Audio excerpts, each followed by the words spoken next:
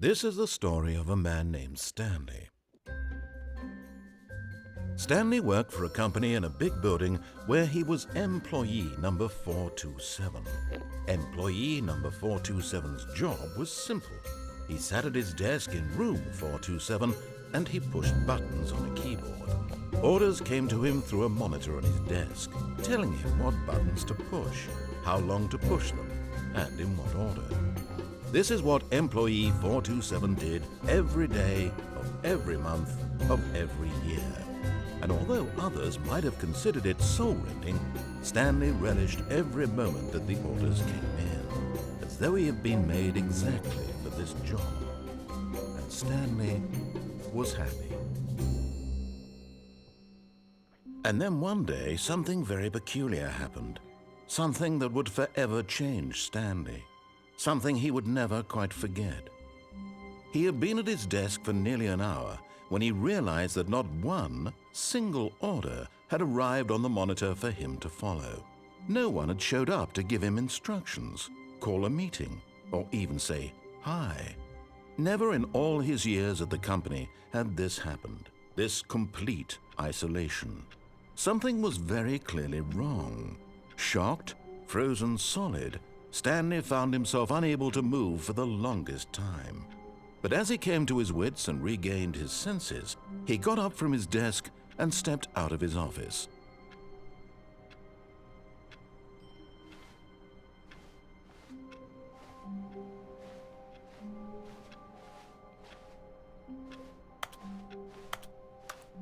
All of his co-workers were gone. What could it mean?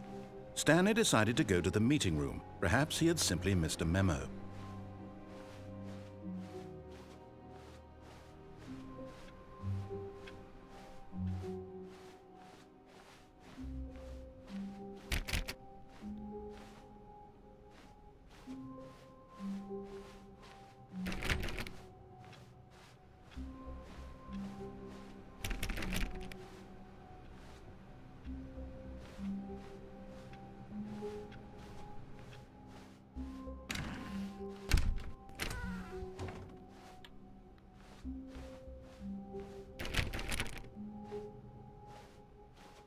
When Stanley came to a set of 2 open doors, he entered the door on his left.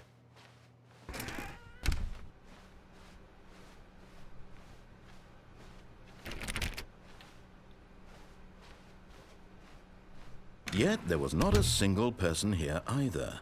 Feeling a wave of disbelief, Stanley decided to go up to his boss's office, hoping he might find an answer there.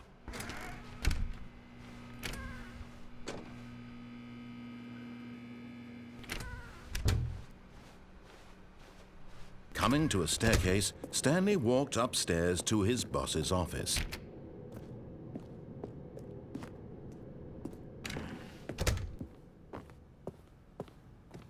Stepping into his manager's office, Stanley was once again stunned to discover not an indication of any human life. Shocked, unraveled, Stanley wondered in disbelief who orchestrated this. What dark secret was being held from him? What he could not have known was that the keypad behind the boss's desk guarded the terrible truth that his boss had been keeping from him, and so the boss had assigned it an extra secret PIN number, 2845. But of course, Stanley couldn't possibly have known this. Yet incredibly, by simply pushing random buttons on the keypad, Stanley happened to input the correct code by sheer luck. Amazing. He stepped into the newly opened passageway.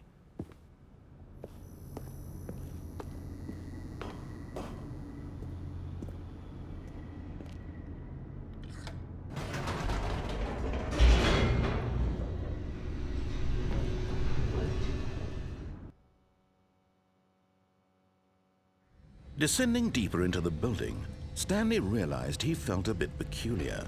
It was a stirring of emotion in his chest, as though he felt more free to think for himself, to question the nature of his job. Why did he feel this now, when for years it had never occurred to him? This question would not go unanswered for long.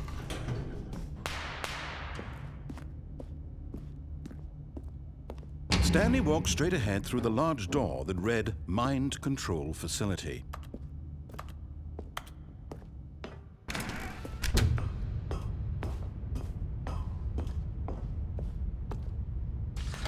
The lights rose on an enormous room packed with television screens. What horrible secret did this place hold? Stanley thought to himself. Did he have the strength to find out?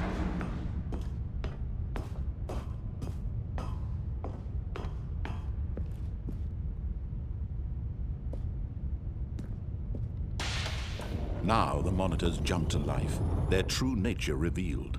Each bore the number of an employee in the building, Stanley's co-workers. The lives of so many individuals reduced to images on a screen, and Stanley, one of them, eternally monitored in this place where freedom meant nothing.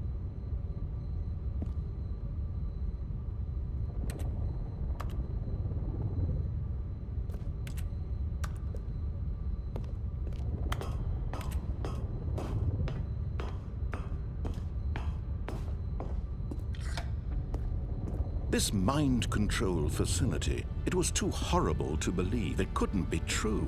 Had Stanley really been under someone's control all this time?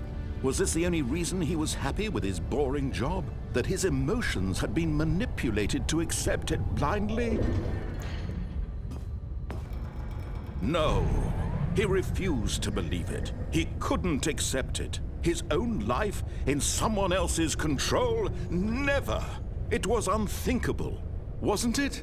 Was it even possible?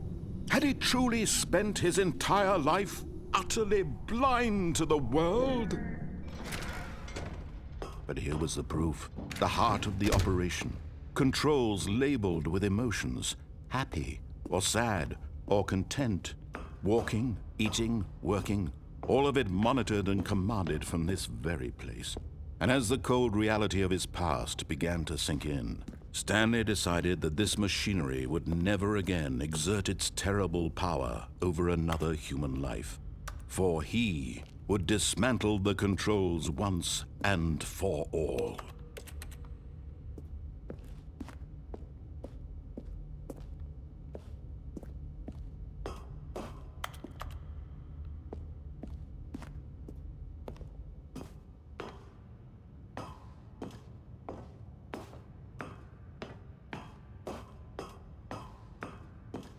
And when at last he found the source of the room's power, he knew it was his duty, his obligation, to put an end to this horrible place and to everything it stood for.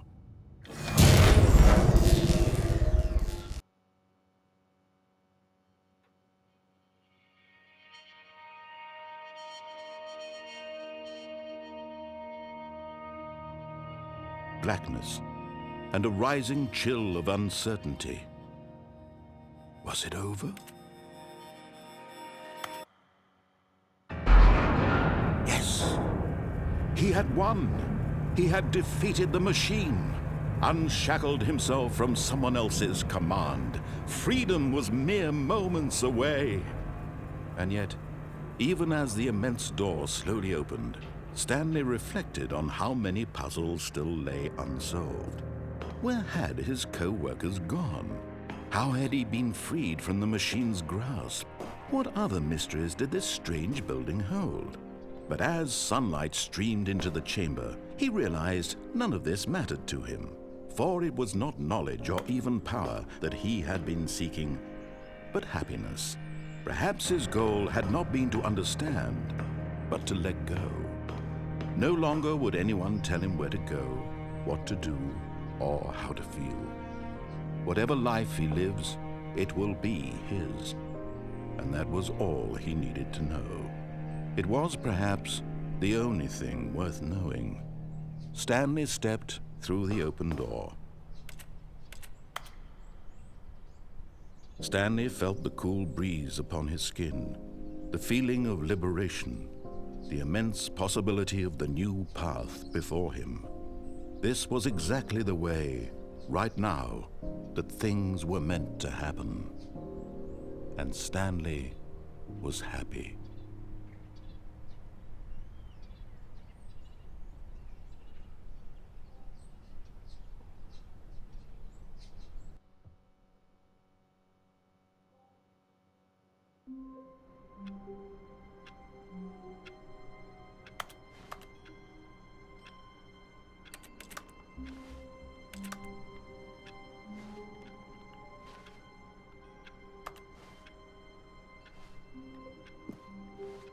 All of his co-workers were gone.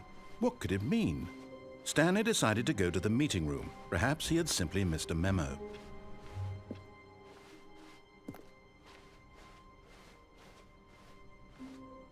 When Stanley came to a set of 2 open doors, he entered the door on his left. This was not the correct way to the meeting room, and Stanley knew it perfectly well. Perhaps he wanted to stop by the employee lounge first, just to admire it.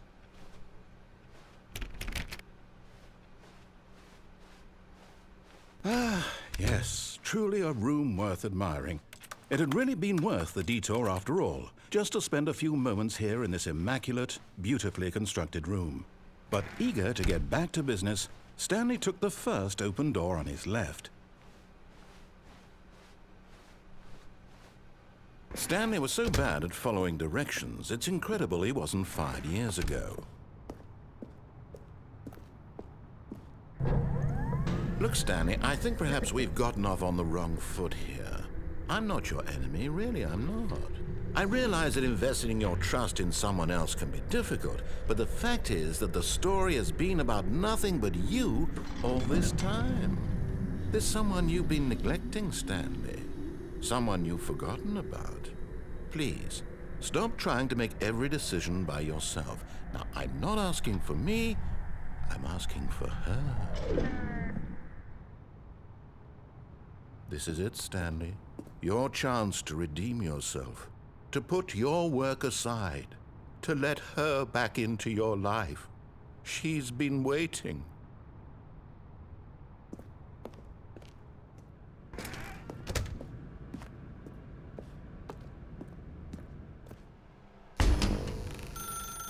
That's her, Stanley.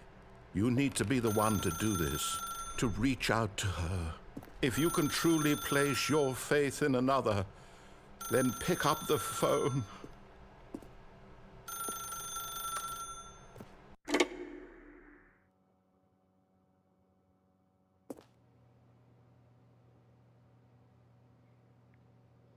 Oh, Stanley, is that you? Hold on, sweetie. Sorry to keep you waiting. I'm just pulling the bread out of the oven. All right. Okay, there we go. All right, now, I want you to come in and tell me all about your day. Gotcha. Oh, come on. Did you actually think you had a loving wife who'd want to commit their life to you? I'm trying to make a point here, Stanley. I'm trying to get you to see something. Come inside. Let me show you what's really going on here.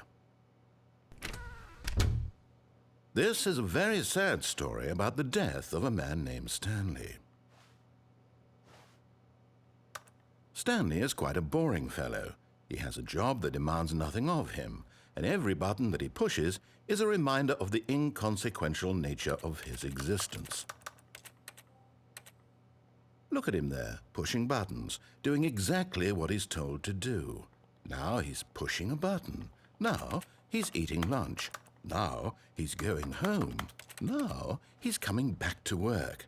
One might even feel sorry for him, except that he's chosen this life. But in his mind, in his mind he can go on fantastic adventures.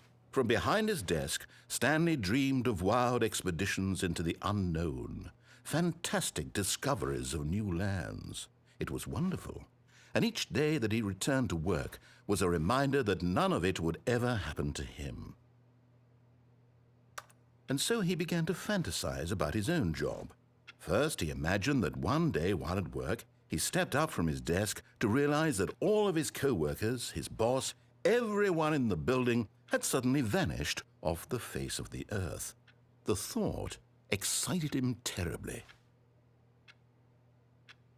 So he went further.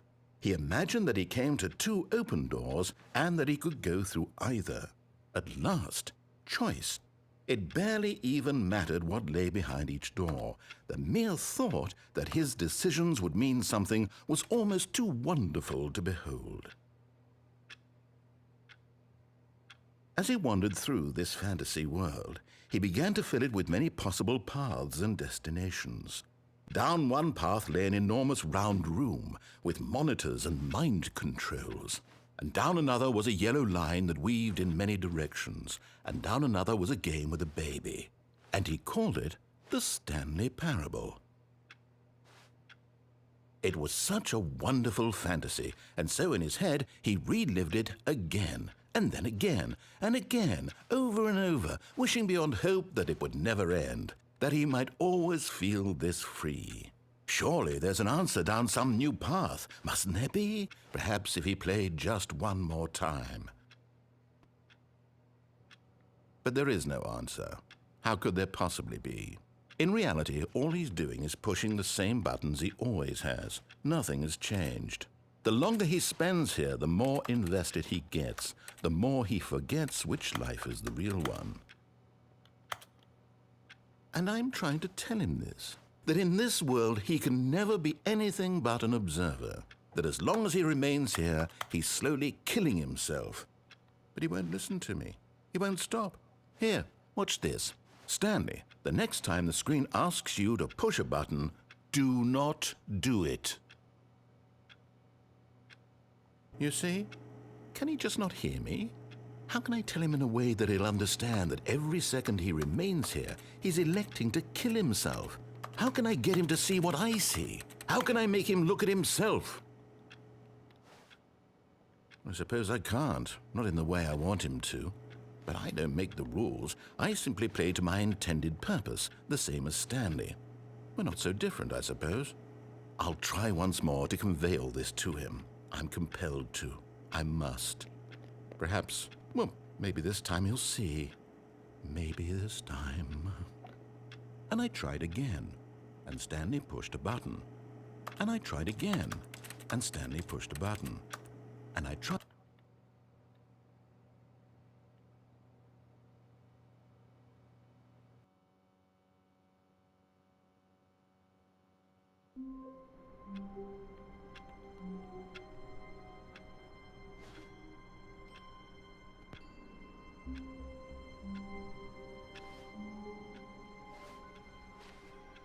All of his co-workers were gone. What could it mean? Stanley decided to go to the meeting room. Perhaps he had simply missed a memo.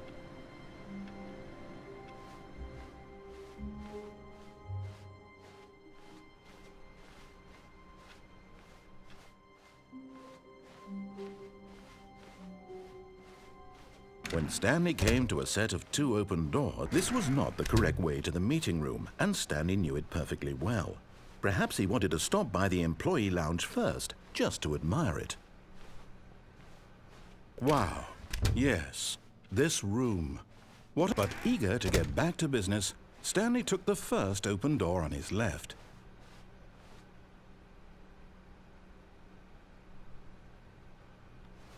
And so he detoured through the maintenance section, walked straight ahead to the opposite door, and got back on track.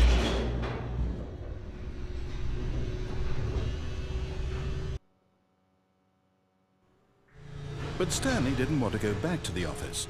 He wanted to wander about and get even further off track. So now in order to get back, he needed to go, from here it's, left. Oh, no, it's to the right, my mistake. No, not the right. Why would I have ever said it was to the right? What was I thinking? It's clearly... Oh dear, would you hold on for a minute, please? Now, let's see. We went down right, left, down, left, right. Yep, okay, yes. I've got it now. This story is absolutely, definitely this way.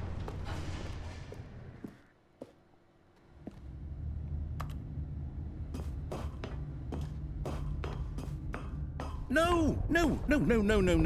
This isn't right at all. You're not supposed to be here yet. This is all a spoiler. Quick, Stanley, close your eyes. Okay. We just have to get back to, oh, who am I kidding? It's all rubbish now. The whole story completely unusable. How about, rather than waste my time trying to salvage this nonsense, we'll just restart the game from the beginning. And this time, suppose we don't wander so far off track, Okay, from the top.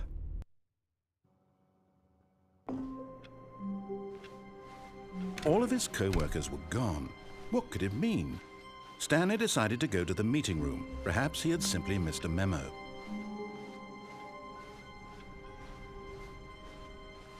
When Stanley... Wait, what? No, I restarted. I swear I definitely restarted the game over, completely fresh. Everything should be... Oh, did something change? Stanley, did you change anything when we were back in that room with all the monitors? Did you move the story somewhere or... Hold on. Why am I asking you? I'm the one who wrote the story. It was right here just a minute ago.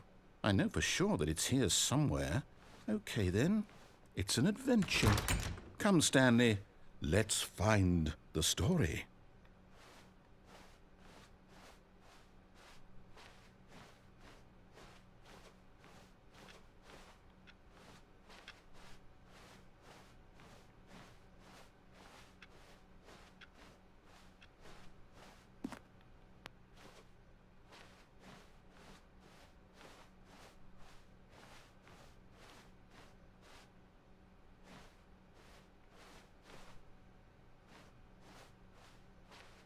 I'll say it.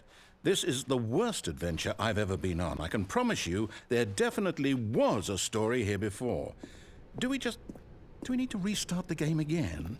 Well, I find it unlikely that we'll ever progress by starting over and over again, but it's got to be better than this. Okay, let's give it a shot. Why not?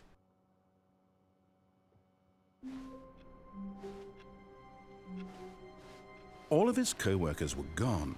What could it mean? Stanley decided to go to the meeting room. Perhaps he had simply missed a memo.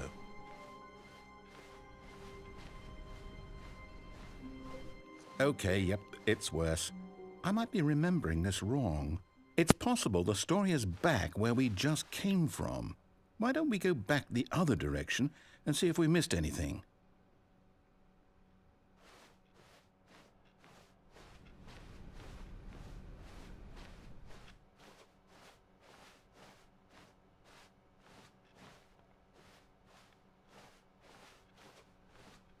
Aha! I knew we'd miss something. The story. Here it comes. No, wait, never mind. Not the story. Okay, let's head back the other way and retrace our steps. Now this... Well, I'll be honest, I don't recognize this place at all. Is this the story? I don't think so. I can't quite recall, but I believe my story took place in an office building. Is that correct? Do you remember, Stanley? Well, do you know what? Since I've completely forgotten what we were supposed to be doing, how about this? You win! Congratulations!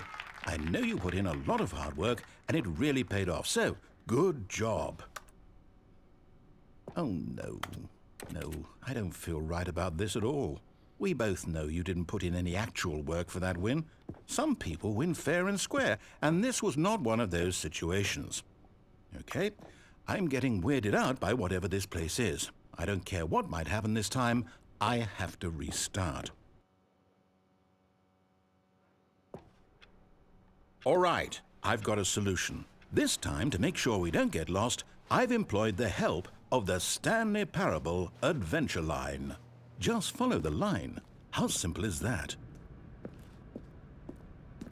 You see, the line knows where the story is. It's over in this direction. Onward, Stanley, to destiny. Though, here's a thought. Wouldn't wherever we end up be our destination, even if there's no story there? Or to put it another way, is the story of no destination still a story? Simply by the act of moving forward, are we implying a journey such that a destination is inevitably conjured into being via the very manifestation of the nature of life itself? Whoa. Hang on. That got a bit weird back there. Well, I'd like to apologize. Not sure where I was going with all that. You know what? I think what we need right now is a bit of music to lighten the mood.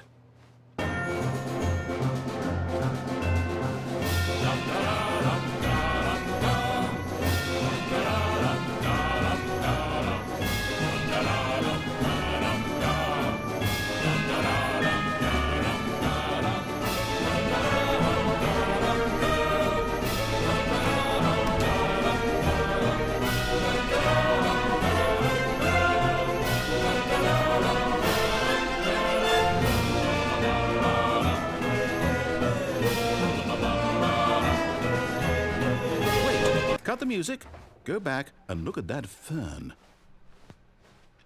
Stanley, this fern will be very important later in the story. Make sure you study it closely and remember it carefully.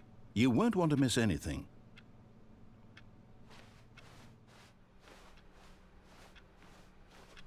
Wait, what? We're back at the office? No. Line, you do know we're looking for the Stanley Parable, right? The story? Oh, no, not again. Line, how could you have done this to us? And after we trusted you, after everything we've been through, you... Oh, I can't take this anymore. To hell with it. Restart.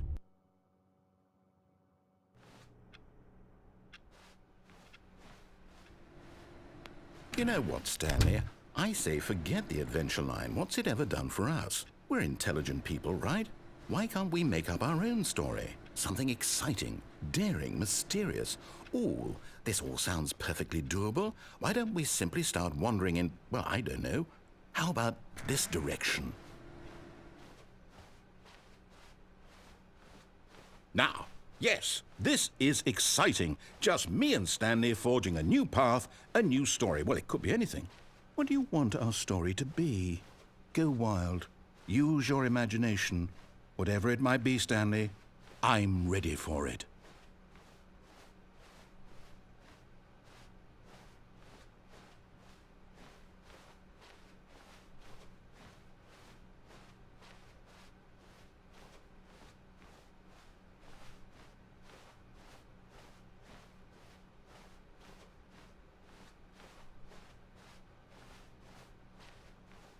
Oh, no, not you again.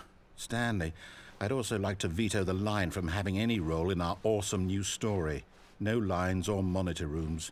Just don't acknowledge it, and we should be fine.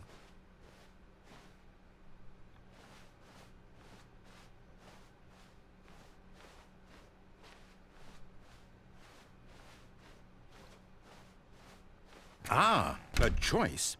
We get to make a decision. From here, the story is in our control. How important we mustn't squander the opportunity. In fact, I believe I need a minute to think here. Just walk in circles for a minute. Okay, so I know that each door has to lead somewhere, which means that somewhere, the place where we're trying to go, there must be a reverse door that leads here. And that in turn means that our destination corresponds with the counter-inverted reverse door's origin. So starting from the right, let us ask, will taking the right door lead us to where we're going? And since the answer is clearly yes, then by all accounts, the door on the right is the correct one. Another victory for logic. Come, Stanley, our destiny awaits.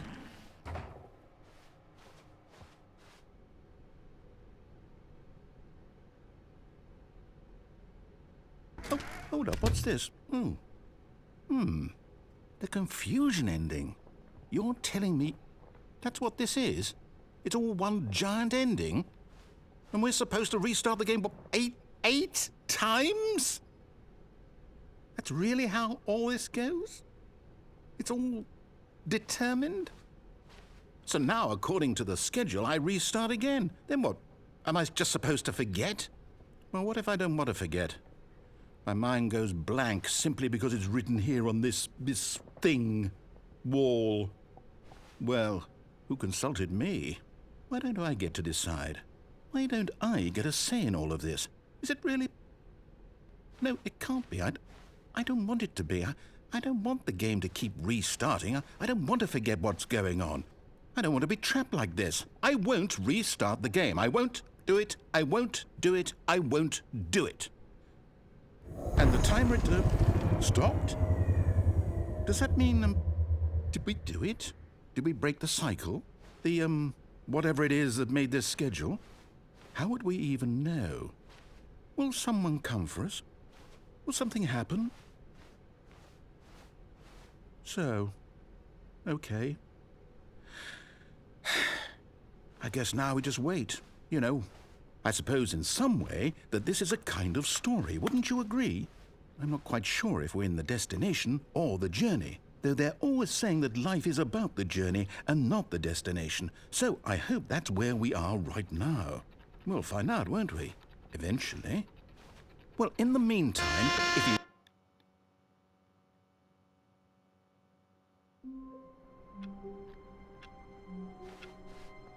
All of his co-workers were gone. What could it mean? Stanley decided to go to the meeting room. Perhaps he had simply missed a memo.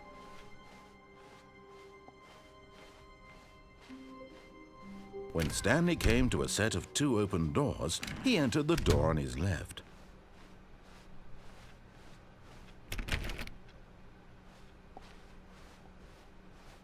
Yet there was not a single person here either.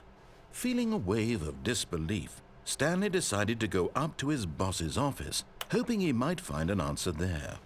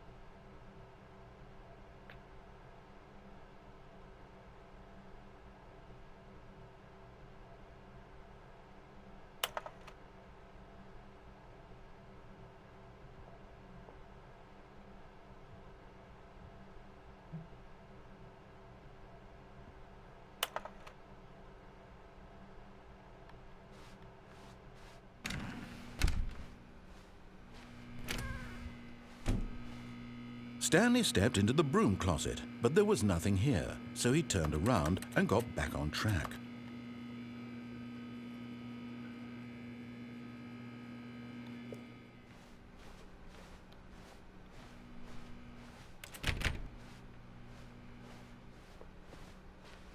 Coming to a staircase, Stanley walked upstairs to his boss's office.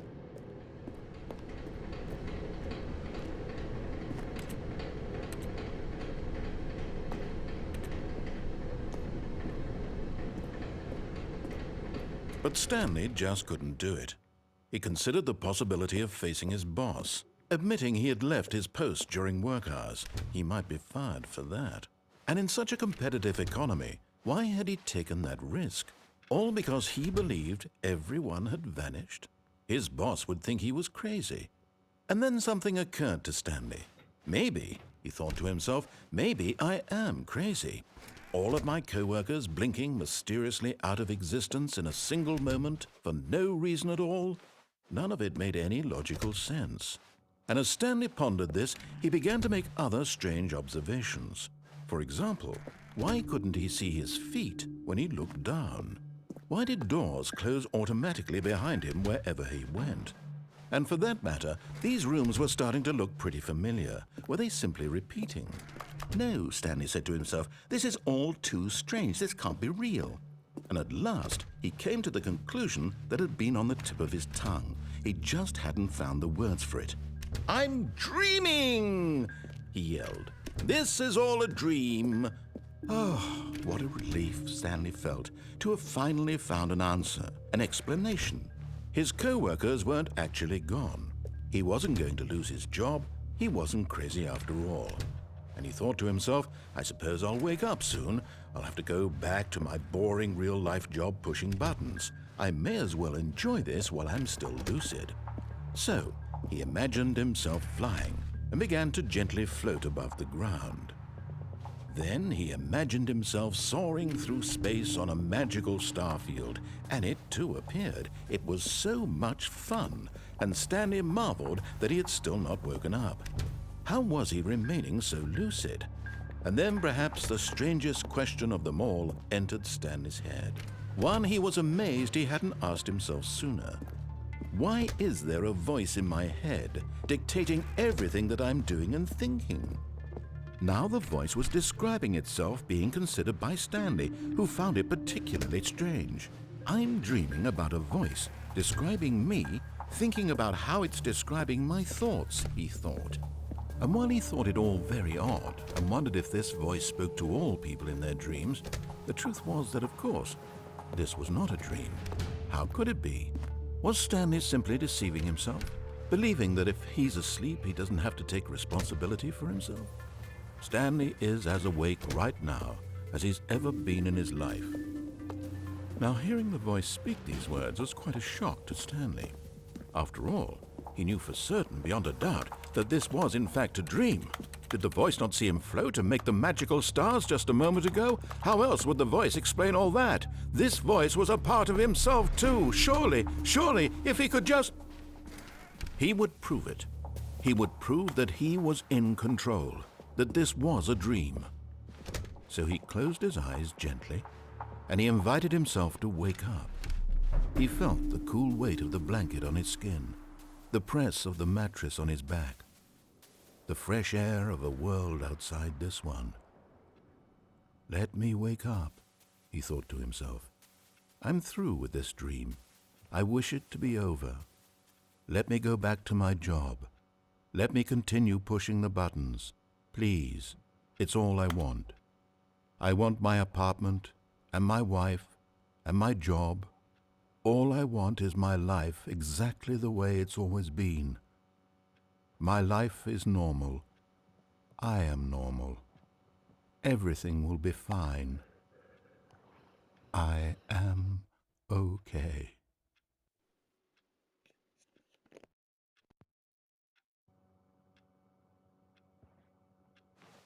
Stanley began screaming. Please, someone wake me up. My name is Stanley.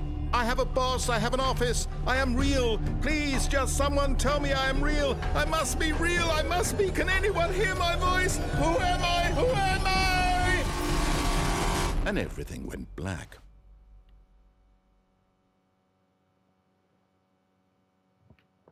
This is the story of a woman named Mariella. Mariella woke up on a day like any other. She arose, got dressed, gathered her belongings, and walked to her place of work. But on this particular day, her walk was interrupted by the body of a man who had stumbled through town talking and screaming to himself, and then collapsed dead on the sidewalk. And although she would soon turn to go call for an ambulance, for just a few brief moments, she considered the strange man. He was obviously crazy. This much she knew. Everyone knows what crazy people look like. And in that moment, she thought to herself how lucky she was to be normal. I am sane. I am in control of my mind.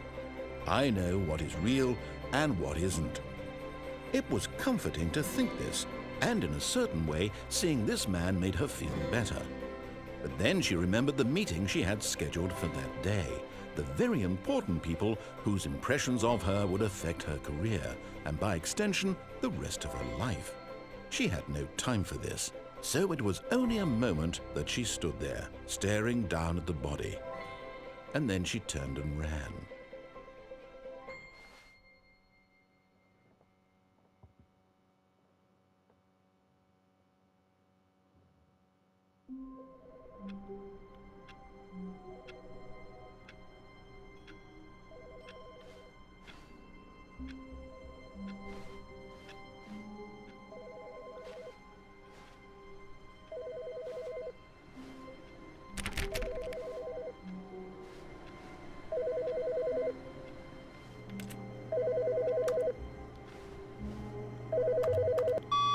Good morning. Thank you for contacting the Future Happiness Foundation. We are confirming your shipment of 1,327 cardboard boxes to your place of work. Can you verify that this is correct? Excellent. Your order will arrive shortly. Thank you again for contacting the Future Happiness Foundation.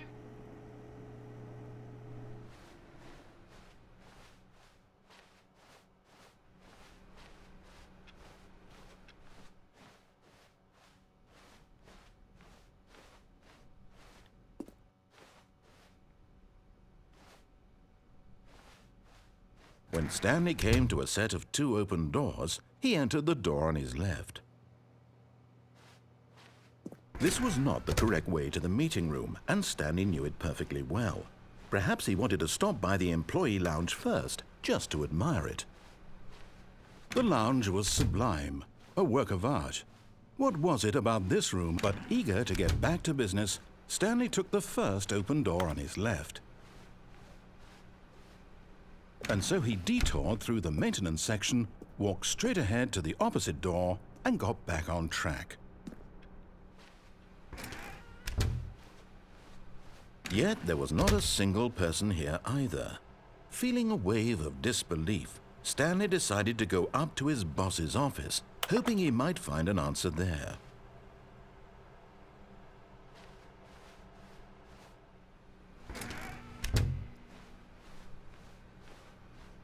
Coming to a staircase, Stanley walked upstairs to his boss's office.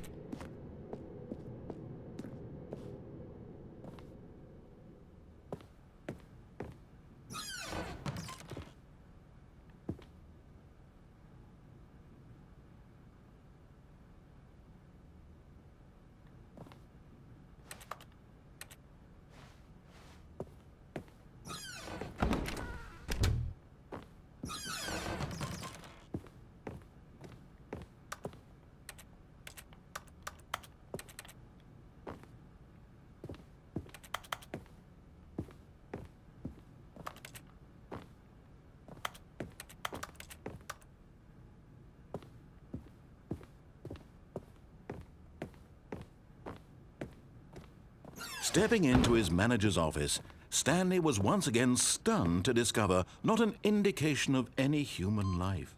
What could it mean? Stanley wondered aloud to nobody.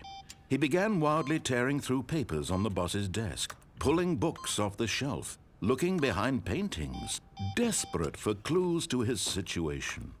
But his attention was caught by a keypad behind the boss's desk. What could its purpose be? In fact, this keypad guarded the terrible secret that lay buried below his feet. And so the boss had assigned it an extra secret PIN number, 2845. But of course, Stanley couldn't possibly have known this.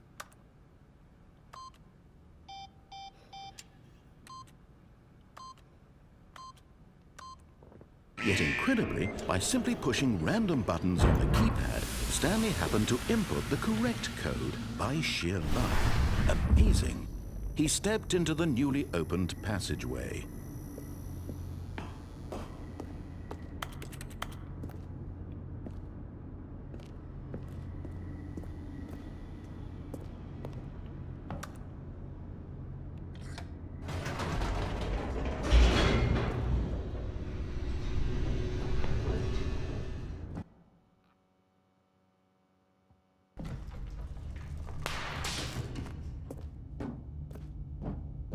Stanley walked straight ahead through the large door that read Mind Control Facility. Although this passageway had the word escape written on it, the truth was that at the end of this hall, Stanley would meet his violent death. The door behind him was not shut. Stanley still had every opportunity to turn around and get back on track. At this point, Stanley was making a conscious, concerted effort to walk forward and willingly confront his death.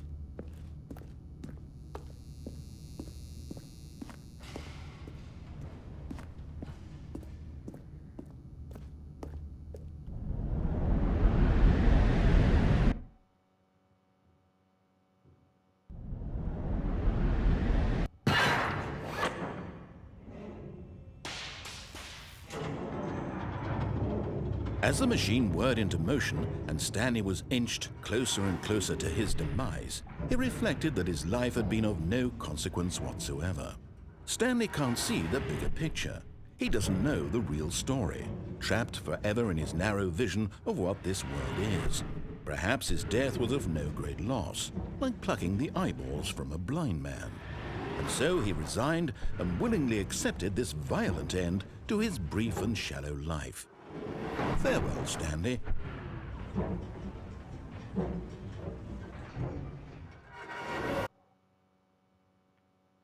"Farewell, Stanley," cried the narrator, as Stanley was led helplessly into the enormous metal jaws. In a single visceral instant, Stanley was obliterated as the machine crushed every bone in his body, killing him instantly.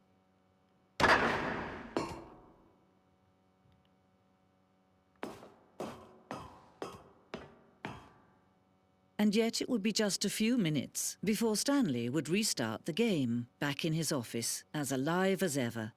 What exactly did the narrator think he was going to accomplish? When every path you can walk has been created for you long in advance, death becomes meaningless, making life the same. Do you see now? Do you see that Stanley was already dead from the moment he hit start?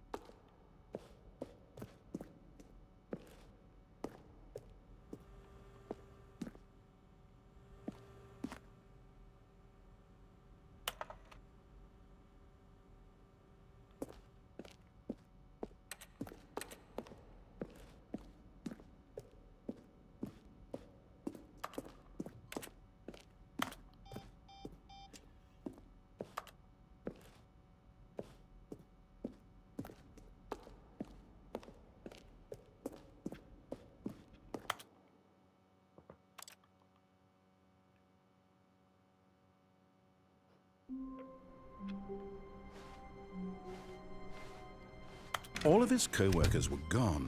What could it mean? Stanley decided to go to the meeting room. Perhaps he had simply missed a memo. When Stanley came to a set of 2 open doors, he entered the door on his left.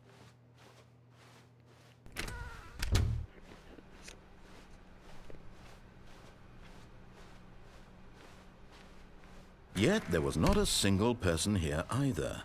Feeling a wave of disbelief, Stanley decided to go up to his boss's office. Coming to a staircase, Stanley walked upstairs to his boss's office.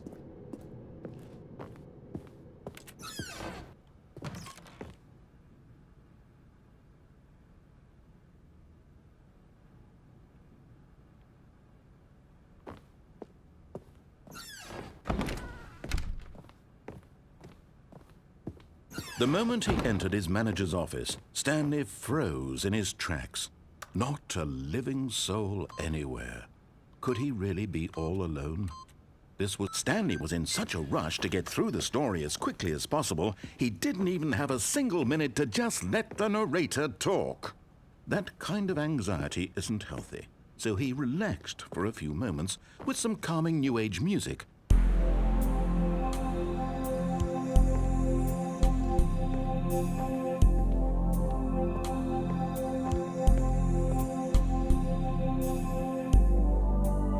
Feeling soothed and rejuvenated, Stanley calmly walked forward into the opened passageway.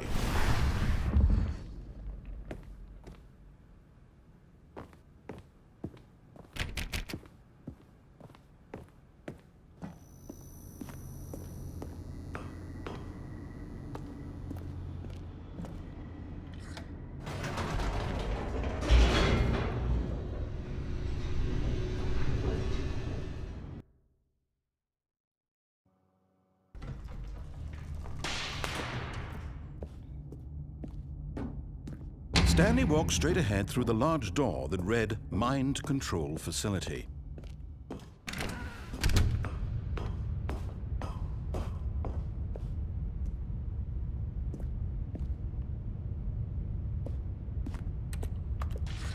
The lights rose on an enormous room packed with television screens.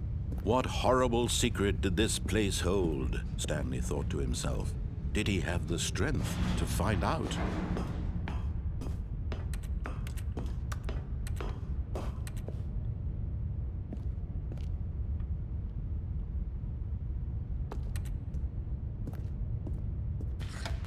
Now the monitors jumped to life, their true nature revealed. Each bore the number of an employee in the building, Stanley's co-workers. The lives of so many individuals reduced to images on a screen, and Stanley, one of them, eternally monitored in this place where freedom meant nothing. This mind control facility, it was too horrible to believe. It couldn't be true. Had Stanley really been under someone's control all this time? Was this the only reason he was happy with his boring job? That his emotions had been manipulated to accept it blindly? No, he refused to believe it. He couldn't accept it. His own life in someone else's control? Never! It was unthinkable, wasn't it? Was it even possible? Had he truly spent his entire life utterly blind to the world?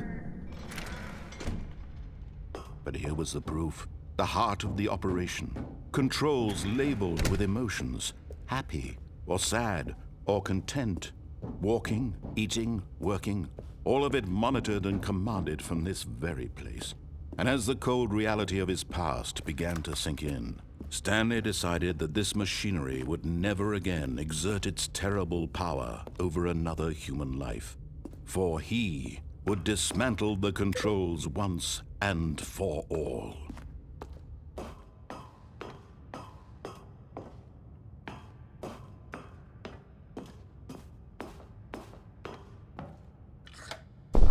Oh, Stanley, you didn't just activate the controls, did you? After they kept you enslaved all these years, you go and you try to take control of the machine for yourself. Is that what you wanted? Control? Oh, Stanley, applaud your effort, I really do. But you need to understand, there's only so much that machine can do. You were supposed to let it go, turn the controls off, and leave. If you want to throw my story off track, you're going to have to do much better than that. I'm afraid you don't have nearly the power you think you do. For example, and I believe you'll find this pertinent, Stanley suddenly realized he had just initiated the network's emergency detonation system. In the event that this machine is activated without proper DNA identification, nuclear detonators are said to explode, eliminating the entire complex. How long until detonation then? Let's say, 2 minutes. Now this is making things a little more fun, isn't it, Stanley? It's your time to shine. You are the star. It's your story now. Shape it to your heart's desires. Oh, this is much better than what I had in mind. What a shame we have so little time left to enjoy it. Mere moments until the bomb goes off. But what precious moments each one of them is. More time to talk about you, about me, where we're going, what all this means. I barely know where to start. What's that? You'd like to know where your co-workers are? A moment of solace before you're obliterated? All right, I'm in a good mood. You're gonna die anyway. I'll tell you exactly what happened to them. I erased them. I turned off the machine. I set you free. Of course, that was merely in this instance of the story. Sometimes when I tell it, I simply let you sit there in your office forever, pushing buttons endlessly and then dying alone. Other times, I let the office sink into the ground, swallowing everyone inside, or I let it burn to a crisp. I have to say this, though, this version of events has been rather amusing. Watching you try to make sense of everything and take back the control wrested away from you, it's quite rich. I almost hate to see it go. But I'm sure whatever I come up with on the next go-around will be even better. My goodness, only 34 seconds left. But I'm enjoying this so much. You know what? To hell with it. I'm going to put some extra time on the clock. Why not? These are precious additional seconds, Stanley. Time doesn't grow on trees.